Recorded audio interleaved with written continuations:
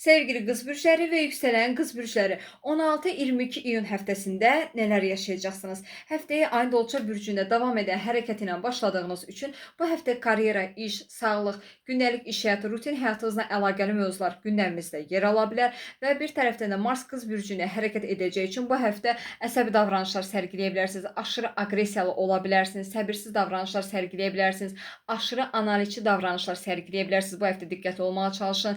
Xarici görünüşünüzdə dəyişikliklər edə bilərsiniz. Kiçik qəzalara qarşı diqqətli olmağa çalışın və Günəşlə Merkuri Xərçəng bürcündə hərəkət edəcəyi üçün bu həftə dostlarınızla birlikdə daha çox zaman keçirə bilərsiniz, yeni insanlarla tanış ola bilərsiniz və bir tərəfdən də dostlarınız sizdən gizlin, sizin arxanızca gizli işlər edə bilər. Ona görə də aldadılmalar və dolandırılmalar qarşı bu həftə çox diqqətli olmağa çalışın.